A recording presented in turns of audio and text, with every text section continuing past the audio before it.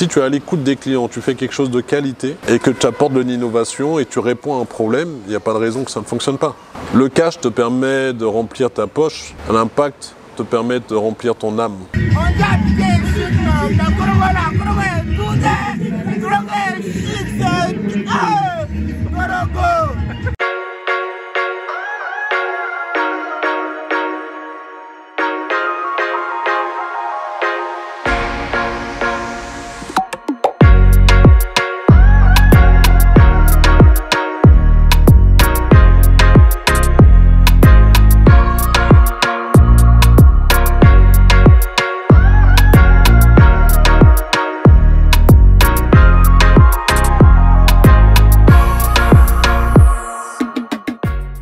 Bienvenue dans cette nouvelle vidéo de Business Rentable en Afrique. Je suis Yannick Yao, je suis accompagné aujourd'hui de Bruno Belinga. Comment tu vas Bruno? Ça va et toi Yannick? Très très bien. Pour ceux qui ne te connaissent pas et qui découvriront la vidéo, est-ce que tu peux te présenter? Je suis Bruno Belinga, je suis le cofondateur du groupe Hyde Park et en l'occurrence de Hyde Park Concept.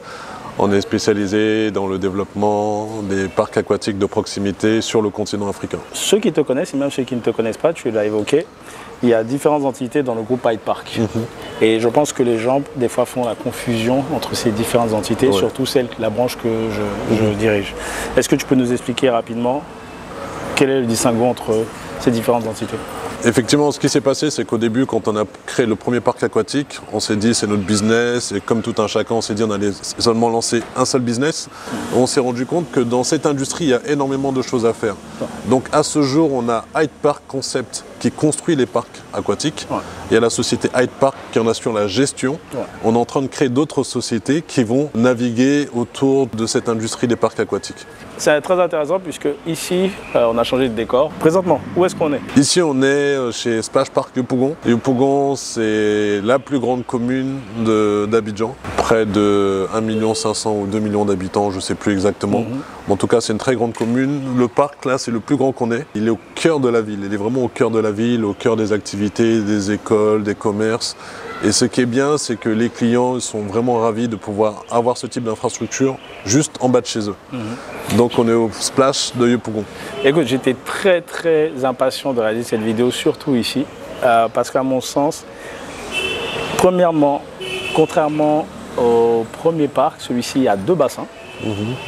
Et deuxièmement, je pense que c'est celui qui reflète le plus ce que les autres parcs que nous ferons ou que nous avons fait à l'intérieur du pays, comme dans d'autres pays. Je pense que c'est ça que les gens ils veulent en plus, puisqu'on était très focalisé sur les tout petits. Les tout petits. Mais on s'est rendu compte que finalement, les grands aussi, ils apprécient. Donc, Yopougon, quelle est son histoire ici à ce parc-là? Comment tu t'es dit, ok, on va aller dessus? Au départ, cette zone-là, cet espace, c'était un endroit très délabré. C'était une zone où les gens n'osaient plus entrer parce qu'il y avait des bandits, des malfrats qui traînaient dans cette zone-là spécifiquement. Donc on a eu l'opportunité d'exploiter ce terrain. On a tout rasé. On a vraiment tout rasé. Et on s'est dit non seulement on va faire un parc aquatique pour les tout petits, mais à Yopougon, il y a énormément d'adolescents, comme dans chacune des communes. Et pourquoi pas ne pas faire un bassin aussi pour les ados, parce qu'il n'y a pas beaucoup d'activités, à part les maquis et autres. Et c'est l'opportunité pour les parents de sortir avec les tout petits et aussi les ados, et que tout le monde s'amuse dans le même espace. Donc c'est ce qu'on a fait, on a construit un bassin pour les tout petits, juste à côté le bassin des ados adultes, et crois-moi, tous les week-ends, le bassin des ados est plein à craquer. J'ai l'occasion de venir pour pouvoir visiter les sites et puis faire des visites avec des clients. Ils sont tous juste émerveillés par, il y a les infrastructures et tout ça. Tu disais qu'ici, apparemment, c'était un endroit un peu délabré. Et même que c'était une zone quasi de non-droit. Ce qui est génial, c'est que le fait d'avoir mis cette installation, il y a un collège qui est juste à côté. Donc ça, je pense que ça rassure aussi les parents quand ils passent ici. Et généralement sur les différents sites que l'on a, à l'entrée, on peut voir le parc, mais là, ce que tu as fait, j'ai trouvé ça très ingénieux. D'où est venue cette idée-là de mettre, grosso modo, les murs ajourés comme ça? Le mur ajouré, ça permet aux passants, aux piétons de voir ce qu'il y a à l'intérieur, de voir ce qui s'y passe. Et aussi pendant le week-end, quand il y a de l'activité, ça permet vraiment aux badauds de se rendre compte qu'il y a de l'animation, il y a quelque chose d'intéressant. Je trouve ça dommage d'avoir un mur totalement muré et ne pas donner la possibilité aux piétons et aux badauds de voir ce qui se passe à l'intérieur. Parce que ça donne envie. Et ça nous permet, quand on voit les gens de s'amuser, ça nous permet de nous dire, écoute, pourquoi pas moi? Le truc, c'est pourquoi pas nous, pourquoi pas moi? Et on se renseigne sur les prix, on se rend compte que c'est abordable, que c'est accessible. Et la fois d'après, on y vient en famille. Mais tout est parti de la vision qu'on a pu avoir à partir des murs ajourés. Ici, sur Yopougon, puisqu'il y a 2 bassins, généralement, quand j'échange avec les personnes qui nous contactent, sur nos autres sites, ils me demandent quelle est la superficie qu'il faudrait pour installer ce type d'activité. Oui. Ici, on est sur combien de mètres carrés?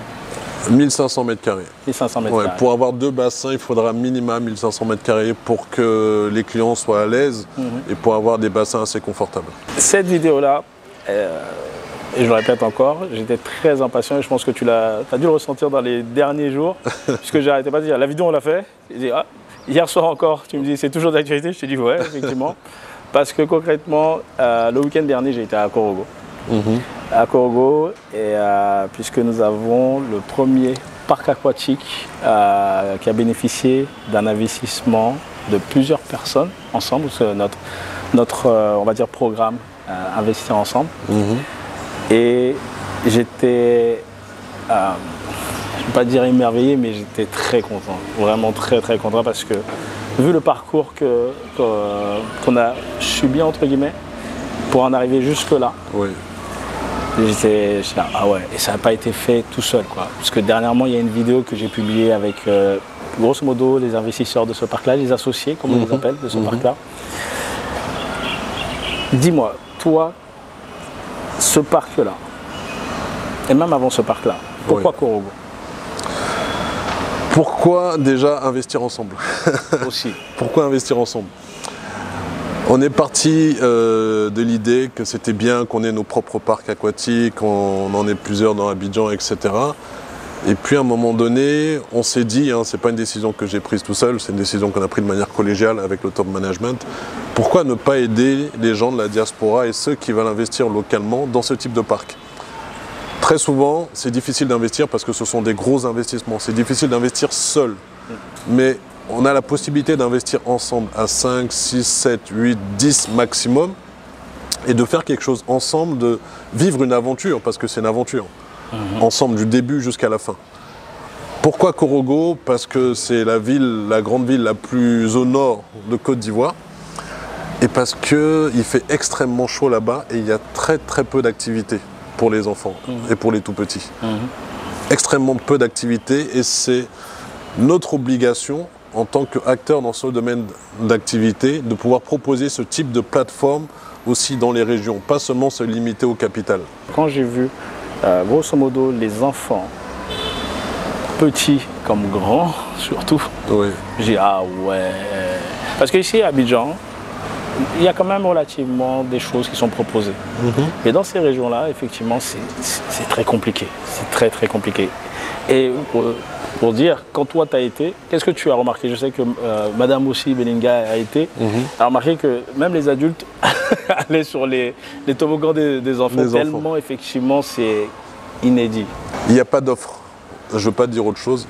Dans les régions, il n'y a pas d'offres pour les enfants. Il y a très peu d'offres pour les loisirs en général, mais des offres de plateformes de piscines accessibles pour les enfants et les ados, il n'y en a pratiquement pas. Donc c'était important qu'on aille s'installer. Et quand je suis arrivé là-bas, moi ce qui m'a marqué, c'est déjà le nombre d'enfants que j'ai pu voir dans les rues, parce que je suis sorti, quand on sort à 16h, 17h, on voit les enfants qui sortent des écoles, des universités, des lycées et autres. C'est affolant, c'est affolant. Ce sont des villes très jeunes.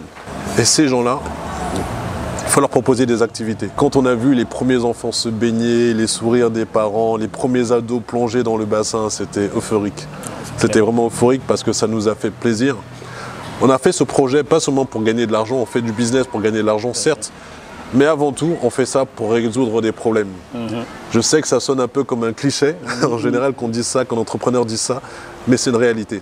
Quand on pense d'abord, on est d'abord focus client, derrière le business ne peut que fonctionner. Mais il faut d'abord penser au client et pas penser à sa poche et pas penser à soi-même. Et crois-moi, sur Korogo, on a réglé un problème. Ce qui est intéressant aussi dans cette aventure d'investir ensemble, On parle de Korogo, on est en train d'avancer du côté du Cameroun. Et on en a un autre en projet au Cameroun. Ouais. C'est que les personnes de la diaspora, tes associés, puisque ce sont tes associés maintenant, ils se sont littéralement adaptés à ta façon de faire. Et toi aussi, tu as été très réceptif en leur donnant, grosso modo, le champ. C'est pas, c'est mon projet, donnez-moi votre argent et puis je fais ce que j'ai envie de faire. Il y a toujours eu, du début jusqu'à la fin, cet échange-là, même sur des choses que, moi étant dedans, je sais qu'ils sont novices, et j'ai envie de t'accélérer, toi, on y va, tu dis non, Yannick, il faut leur soumettre. Oui. Quand il se passe X de bon, bien sûr, on va partager. Quand il se passe Y de compliqué, on partage aussi.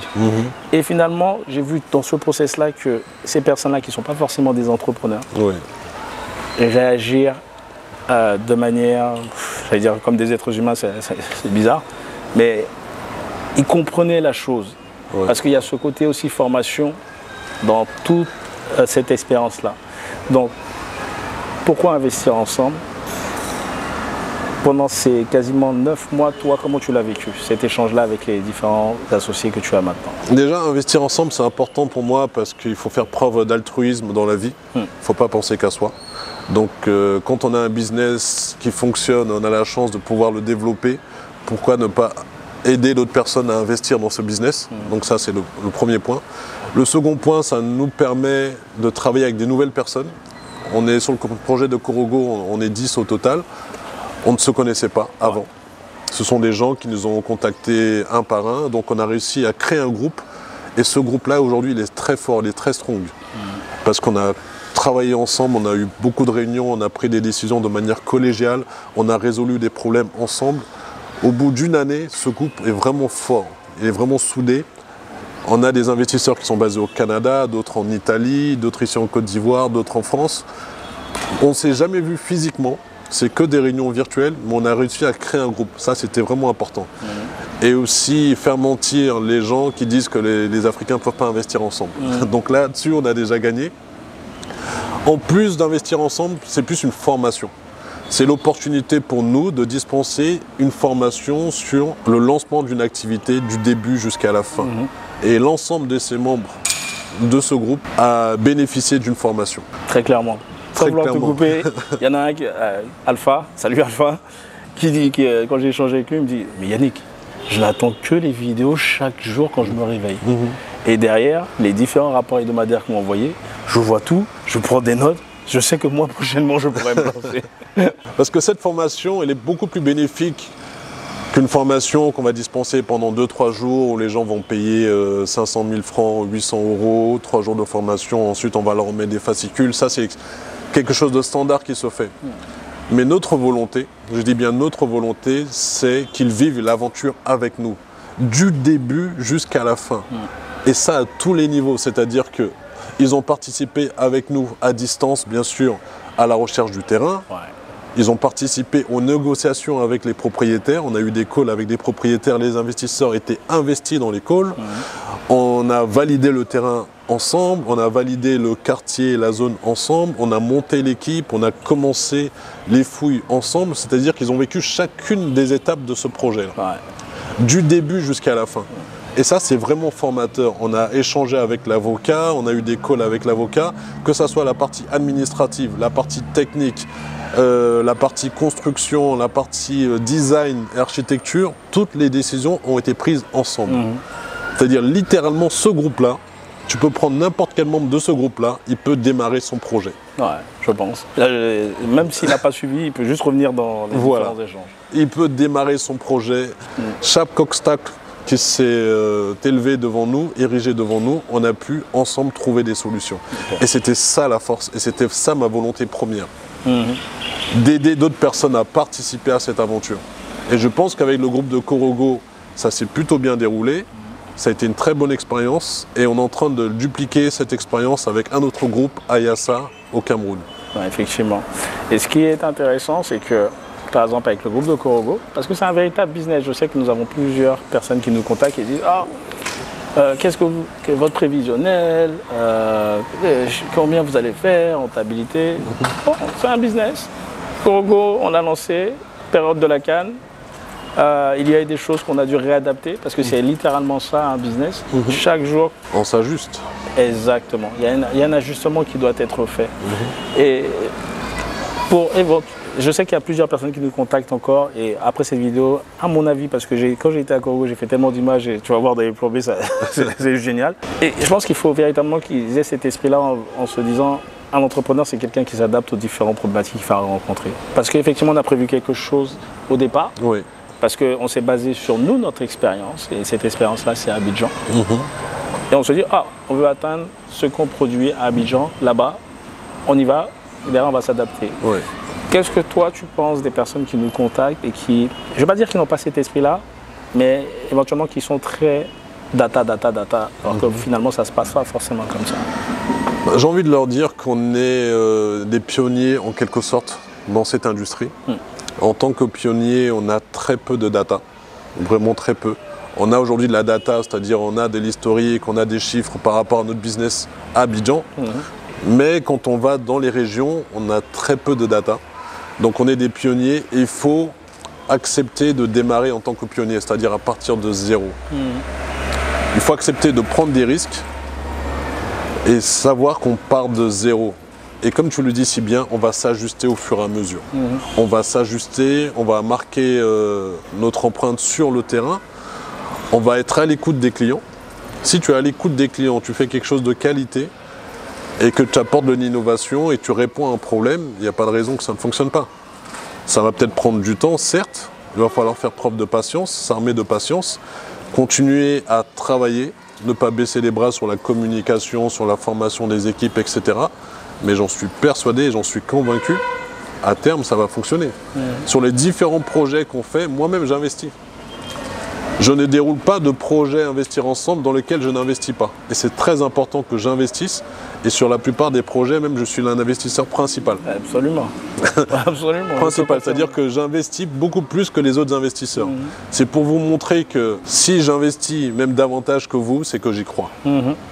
Donc tout ce que je vous demande, c'est de travailler avec nous, faire preuve de patience et ensemble, encore une fois, j'insiste là-dessus, de manière collégiale, on va y arriver. Ça peut prendre du temps. Il y a des projets sur lesquels on va peut-être attendre 3 mois, 6 mois pour atteindre l'équilibre. D'autres, peut-être 1 année, mais ça reste correct à l'échelle d'une entreprise. Nous avons aussi des personnes qui nous contactent, qui n'ont pas forcément les fonds pour pouvoir investir ensemble ou pouvoir même se lancer tout seul, mais ils ont des terrains. Oui. Ils ont des terrains qui nous proposent. D'ailleurs, on est en train de travailler sur un projet, toujours au Cameroun, on ne va pas dire forcément la ville. Oui. Et on est en train de travailler dessus. Et j'apprécie beaucoup cela parce qu'effectivement, même nous, dans notre activité, on s'est adapté. Parce qu'au départ, on avait prévu de commercialiser cela pour, on va dire, des solo-investisseurs. Oui. Derrière, on est passé par des groupes d'investissement. Et maintenant, parce qu'il y a une de ces personnes qui nous a contactés et qui a été extraordinaire, Hélène, pour ne pas la nommer, et qui est restée parce qu'elle veut réellement sortir ce projet-là. Et elle avait son terrain qui était inexploité depuis des années. Et elle s'est proposée, ok, est-ce que je peux mettre cela pour pouvoir lancer le projet avec d'autres personnes. Et ta réaction et la réaction du groupe a été, c'est une évidence qu'on peut partir éventuellement sur ce modèle-là, bien évidemment en mettant en place certaines structures pour pouvoir que ce soit bien cadré. Qu'est-ce que tu penses de cela? Enfin, je le sais, mais pour ceux qui ne le savent pas, qu'est-ce que tu penses de ce modèle-là? Je pense déjà qu'il n'y a pas de modèle arrêté. Contrairement à ce que la plupart des gens vont vous dire dans tel ou tel business, c'est comme ça qu'il faut fonctionner, c'est comme ça qu'il faut fonctionner. Moi, je ne suis pas d'accord avec ça. Il n'y a aucun modèle arrêté.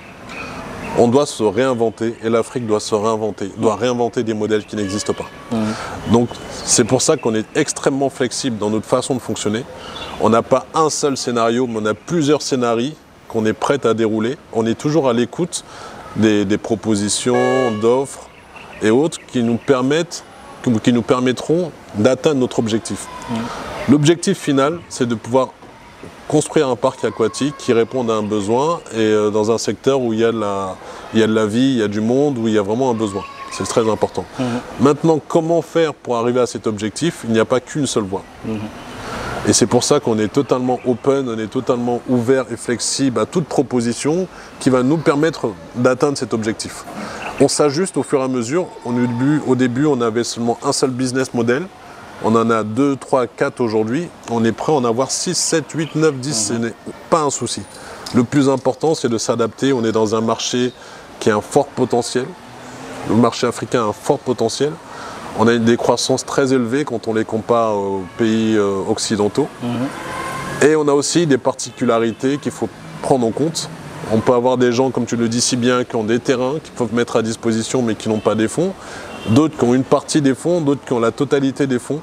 Vraiment, l'objectif final, c'est de réaliser ce projet. Après, quand l'enfant se baigne dans le bassin ou quand il est sur un toboggan, il ne cherche pas à savoir quel est le modèle qu'on a utilisé.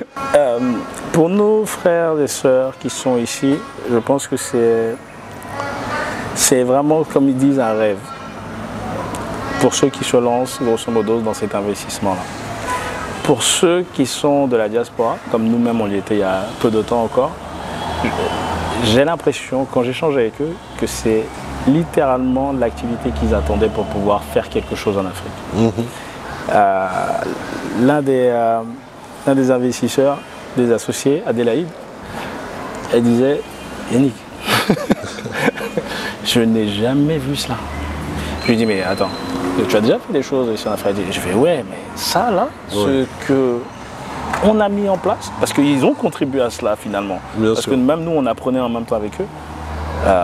Non.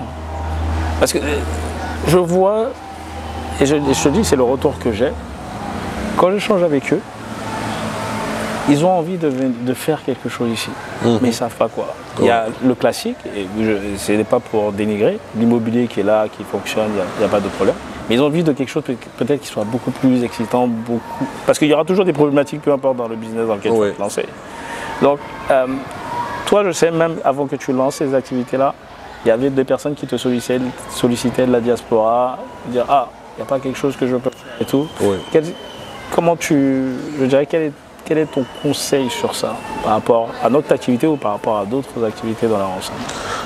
Oui, il est clair que quand tu es à l'étranger, tu as de plus en plus envie de rentrer au pays. Ouais.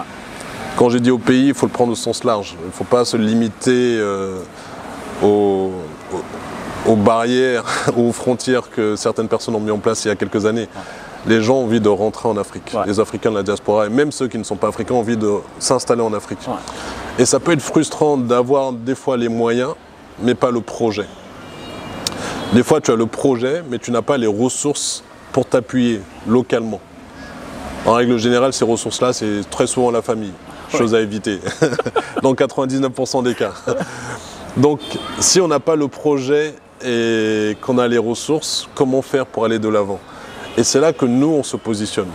On a eu la chance de pouvoir démarrer un business dans une industrie qui était quasiment inexistante. On a vu que ça fonctionne. Donc aujourd'hui, on peut servir de middleman entre la personne qui veut investir au pays et puis le projet en lui-même. On est là pour ça. Ces gens-là, les gens de la diaspora, même ceux qui sont localement là, peuvent s'appuyer sur nous pour les aider à dérouler ce genre de process, ce genre de projet, autant pour moi. Parce qu'on a les équipes, on a la connaissance du terrain. Et quand je dis la connaissance du terrain, on ne se limite pas à la Côte d'Ivoire. On est déjà présent au Bénin, on est présent au Burkina Faso, on est présent au Cameroun.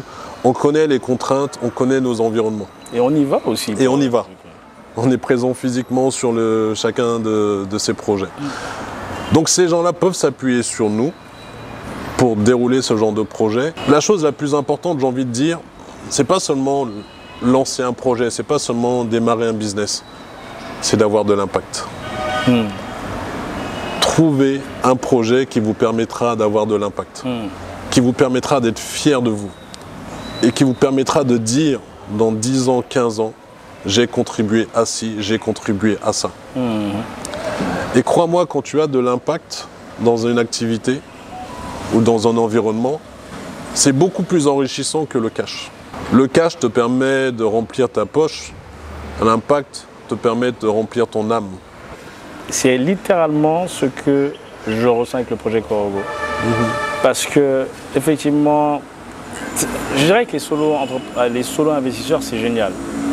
Tu as un seul interlocuteur, tu l'accompagnes du début jusqu'à la fin, c'est terrible.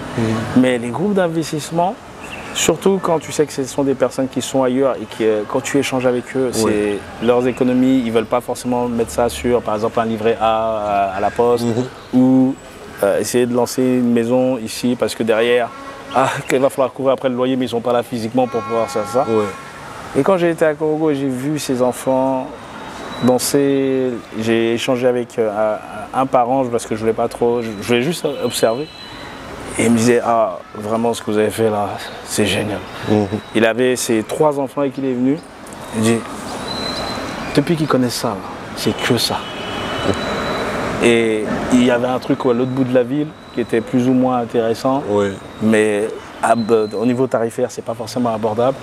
Là, ce que vous avez mis en place, non seulement mes enfants, ils s'amusent, moi je suis là, je chill tranquillement, et c'est juste génial, quoi.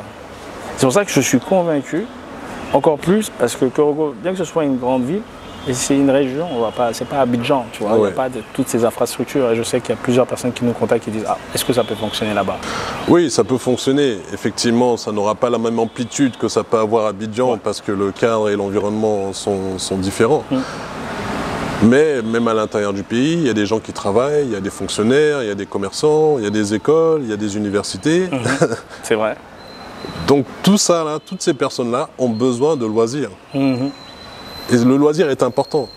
J'ai discuté avec un agent du ministère du Tourisme, justement de Korogo, qui me disait, vous savez, M. Belinga, les loisirs aident à allonger la vie. Quand on vit de stress, on réduit son temps de vie. Mais quand on a des moments de loisirs où on peut se reposer, déstresser, on rallonge son temps de vie. J'ai trouvé ça extrêmement vrai. Extrêmement vrai, parce que les gens qui ont les moyens, ils se donnent les moyens de se reposer, ils se donnent les moyens d'aller en vacances, ils se donnent des moyens de déstresser, ils se donnent des moyens d'être dans des environnements câbles et agréables. Mais je pense qu'en Afrique, quand on a peu de moyens, même avec peu de moyens, on devrait pouvoir s'offrir cela. C'est pour cela qu'on a créé ce site ici à Yopougon, qui est vraiment une zone de no stress.